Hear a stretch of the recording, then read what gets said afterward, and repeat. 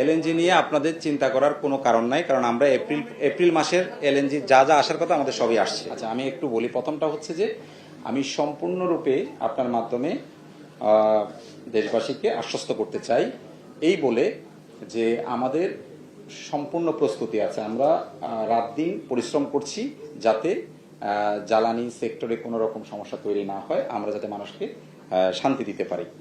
তো এক্ষেত্রে আমি আপনাকে বলতে পারি এটুকু যে আমাদের সাপ্লাই চেইনে যা যা করা দরকার, যেটুকু ডিজেল প্রতি মাসে চাহিদা, যেটুকু অকটেন প্রতি মাসে চাহিদা, সেটা কিভাবে নিশ্চিত করা যায় আমরা কাজ করছি।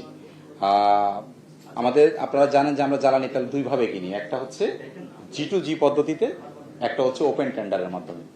তো এখন এই যুদ্ধ পরিস্থিতির কারণে অনেকেই হয়তো G2G এটা ক্যান্সেল করতে পারে, সেটাও আমরা মাথায় রেখেছি। এটার বিকল্প কি হতে পারে সেভাবে আমরা কাজ করছি। আপনারা জেনে থাকবেন যে আমরা ইতিমধ্যে ইকোনমিক অ্যাফেয়ার্স কমিটি এবং পার্সেস কমিটিতে আমাদের বেশ কিছু প্রস্তাব আমরা পাঠিয়েছি। সেগুলো অনুমোদন হলে আমরা হয়তো যে যে উৎস থেকে পাওয়ার কথা সেগুলো পেয়ে যাব। আশা করছি ইনশাল্লাহ অসুবিধা হবে না। পাম্পের দীর্ঘ লাইন সম্পর্কে গতকালকে বলেছি যে এটা কিছুটা মনস্তাত্ত্বিক, কারণ আমরা তো কোনো সমস্যা দেখছি না। আমরা বলছি যে সরবরাহ গত মাসে আমরা বলেছি যে মার্চ মাসে 25 মার্চ মাসে যা দেওয়া হয়েছে তার থেকে কম দেওয়া হবে না। এপ্রিল মাসেও আমরা একই কথাই বলছি যে এপ্রিল মাসেও গত বছরের এপ্রিলে যা দেওয়া হয়েছে তার থেকে কম দেওয়া হবে না। আমরা গতকাল আমি বলেছিলাম যে এটা তো প্রতি মাসে আমাদের নিয়মিত কাজ, আসলে এটা কিন্তু নাথিং নিউ। তো ওই নিয়মিত কাজটা আমরা করছি। আপনারা আশা করছি আজকের মধ্যে হয়তো এটা সন্ধ্যার মধ্যে জেনে যাবেন। আচ্ছা, ডিপো থেকে আমি জানি না কি অভিযোগ করেছে, কিন্তু ডিপো থেকে যদি সুনির্দিষ্ট কোনো অভিযোগ থাকে যে অমুক ডিপো থেকে আমি পাইনি, তাহলে আমার অ্যাড্রেস করতে সুবিধা হতো। কিন্তু আমি আজকেও 9:30 থেকে 11টা পর্যন্ত ওই সকল জেলা প্রশাসক এবং আমাদের যে পদ্মা, মেঘনা, যমুনা তাদের সাথে মিটিং করেছি।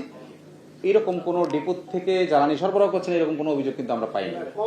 স্পেসিফিক হলে আচ্ছা সাফিসিয়েন্ট না, এই চাহিদা মতো, এটা আমি গতকালকে বলেছি যে চাহিদাটা আসলে ঠিক মেজার করা খুব কঠিন। কারণ আপনার যদি একদিকে মজুদের টেন্ডেন্সি থাকে তাহলে চাহিদা কিন্তু আমি মেজার করতে পারবো না। ফলে কিংবা প্যানিক বাইং এর যদি আমার চিন্তা থাকে তাহলে তো চাহিদা মানে শেষ হবে না। আমরা বলছি যে আমরা একটা স্ট্যান্ডার্ড ধরেছি যে গত বছর এই পার্টিকুলার মাসে আমরা যা দিয়েছি আমরা তা দিয়ে যাব। তাতে করে ইনশাল্লাহ মানুষ যদি স্বাভাবিক কেনাকাটা করে কোনো অসুবিধা ইনশাল্লাহ হবে না।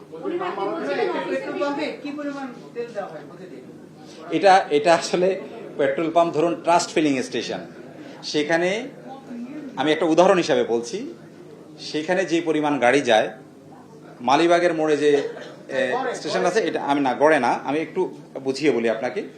ধরুন ট্রাস্ট ফিলিং স্টেশনে প্রতিদিন 40,000 লিটার অকটেন লাগে, কেমন? আর মোহাম্মদপুরে কিংবা মালিবাগের একটা স্টেশনে হয়তো 5,000 বা 10,000 লিটার লাগে।